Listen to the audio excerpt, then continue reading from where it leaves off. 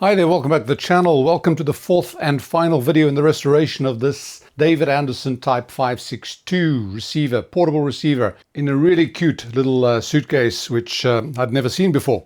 And I'll start off with the breaking news. We have some progress. And it's all thanks to you and this great community of ours. I asked for help getting a schematic for this particular radio in the last video, and I didn't get a schematic. I got about 5 or 6 of them. And some of them came in the form that I wasn't expecting. This is the first one someone sent me. It's the photograph of the back. And I don't know where they got this from, but I really am thankful that they got it. This has got the schematic for the Type 562. And I was able to extract this and correct the perspective and ended up with a working schematic. Somebody else sent me this one. And again, we can get a schematic from here. If you go closer, we can actually see it. It's not that bad in terms of resolution. I then got this one. Again, perfect. This is perfect. I can see everything that I want to see. And what I went and then did is I traced this front end. With a multimeter, you start at the top and you just keep going and you see what resistances you're supposed to get. The switches are a little bit strange when you first look at them, but when you look inside, you can figure out how the switching is depicted. So that wasn't a problem. And I ended up being able to trace this whole front end. Let me show you. This was the result of the tracing that I did. And as you can see, it all looks green, right? But there's one thing missing here, and that is down here. These two ends of that of the loop that's inside the frame, these two ends are connected together. You can see they should be connected together over here. And then they should all come down to this, what would be RF ground, right? Because there's a 5,000 picofarad capacitor between that and the chassis ground. This was one wire that was missing on there. I had 2 wires going to the loop antennas. One of them was this wire over here, and the other one was that wire over there. These two are then connected together on the frame, and then there was 1 wire missing that takes it to that ground. So I put that in. That's not a problem. That would explain poor reception. And I thought, great stuff. I've got it sorted, right? Wrong. That was still not enough. Let me show you something on the radio itself, and you'll understand just how happy I got when this thing started working. There's the spoiler. I got it working. But let me show you what I found. Right, I've got this on that fishing band, and I've got a signal coming in at 2.5 megahertz.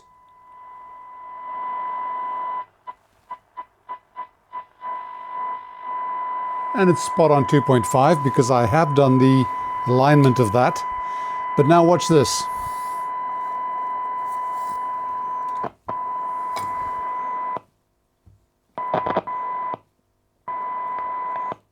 See that? That was a major breakthrough for me, because when I put this on its side, I'm still getting it. And if I touch this, see that? So, must be this resistor, right? Well, not really. Watch this.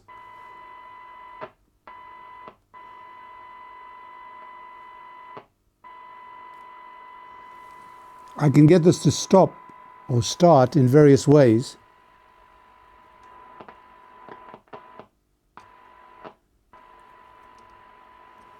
There are various places here that if I flex this board a bit, it stops. What happened was, when I put this upside down, or actually I put it on its front to trace it, I was getting continuity on all those traces, all of them. The minute I put it on, lifted it up, put it on its belly to try and test it, it would be gone. And then I did a trace again. I traced the whole bloody thing again. And it was all fine, because when I trace it, I was moving it into a position where this crackle, where this break in whatever connection it was, or is, I still don't know where the connection break is, but that break was then correcting itself. So I would then think that it's fine and put it on, and when I tested it, it was working on its side. The minute I put it on its belly, it stopped working again. So I've got a cold solder joint somewhere in this section over here, and I know it's around these components over here. So I'm not going to test for continuity anymore because I know it's sneaky. What I'm going to do is I'm going to refresh all the solder joints because one of them is obviously intermittent. This is frustrating as hell, and I was making that frustration heard here in this workshop, and my wife was listening to me, and she said, "Well, just keep fiddling." This is what she thinks I do. Just keep fiddling. You always fiddle, and then you come up with a solution, and then you get all happy for about 2 hours. So just keep fiddling. So I took her advice, and I kept fiddling, and this is when I came up with this diagnosis, with this characteristic, and found that if I just pushed in the right spot, it was making the connection again. So she's right. I don't do restoration. I fiddle. What can I say? If it works, hey, I'll take it. Right, I'm going to resolder that, reflow the solder on all those joints, and then hopefully I will have the problem solved. Otherwise, I'll just fiddle some more. Who knows? Yeah, did I say I was going to have to fiddle? Well, I don't think I've ever fiddled as much on a project in my life. This thing really fought me every step of the way. I would do 2 or 3 solder joints, and then I'd switch it on again just to see if the problem had disappeared, and it wouldn't have disappeared. So I kept going, and I finally got to the point where I switched it on and the problem was gone. But at that point, I was so frustrated that I was unable to find out exactly which solder joint solved the problem. And I really think this was one connection, really, because it would be too much of a coincidence for it to be various cold solder joints just on the medium wave. And I try to follow the logic. You know, this is on medium wave. All the other bands are working. And I did check the oscillator on medium wave when it wasn't working, you know, when the break happened. And the oscillator was working there. So the portion of the circuit that this could be is very, very limited to the medium wave front end. And I mean, how much could that be? I obviously went straight to the switches as a possible cause because it makes sense. I would push every single switch connector in place. I shorted across those switch connectors, trying to get the problem to disappear, and it just wouldn't disappear. And then at one point, I went away, came back, switched it on, and it was gone. And I tried to make the problem come back, and I couldn't, which is not the most satisfactory way of resolving an issue. Sounds a bit crazy, but believe me, when you're trying to fix something, you like to know that, yeah, that's it. That's the smoking gun. This one didn't show up at all. So what I did is I put it back into the enclosure, at least the front, and I have put the back on because I didn't want this thing to stop working once I got the enclosure in. I wanted to make sure that it was still okay. And it seems to be fine. It does seem to be fine. So I have, I believe, completed the project. All I need to do is wait for tonight and test it, because in the evening, this is obviously when you want to try AM, at least medium wave where I am, evening, okay? And shortwave obviously changes from higher frequencies to lower frequencies in the evening, and it's a lot clearer. I use the mini whip all the time, which picks up very, very well. I have made one slight modification, and that is that I've actually connected the 2 loops where the loop antenna goes in. I found that getting the signal to those loops, those 2 wires that go down, the yellow and the gray, I think it is, that is the best way to pick up using my mini whip. So what I've done is I've actually connected those 2 to here. It's the access point to the outside, so it makes it easier for me to use the mini whip.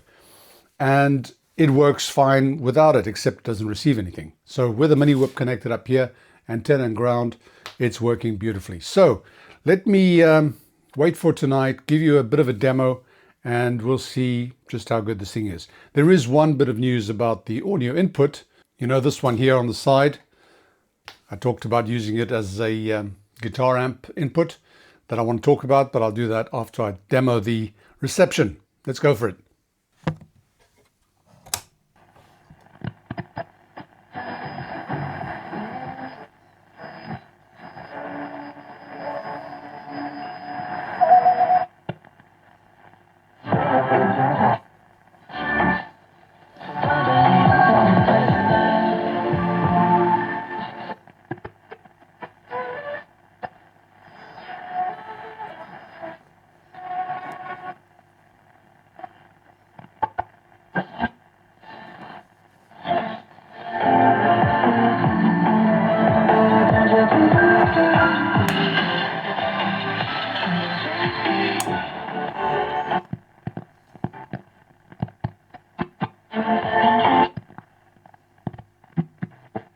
من الرب وانا عايش معاك كل يوم يقول لي خلي بالك انه الحته دي مش كويسه، خلي بالك ان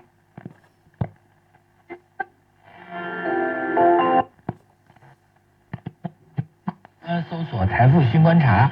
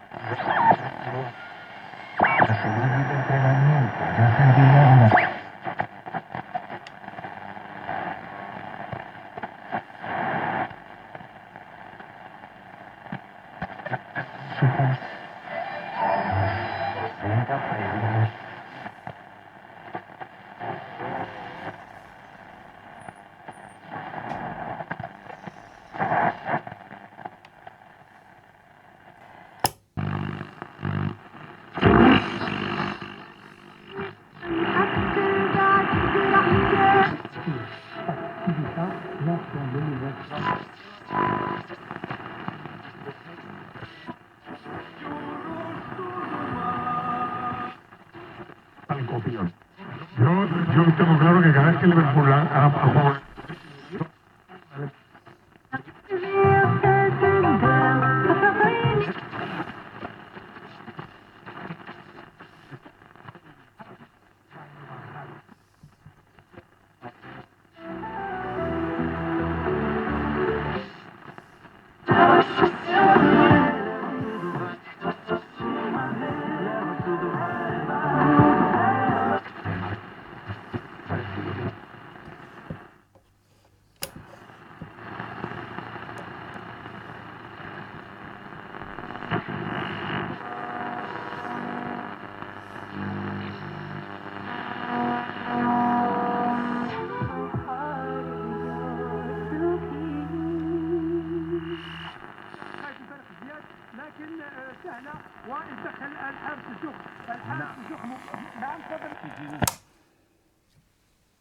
Okay, so here she is. I have put the back on, and we've got our little school suitcase back.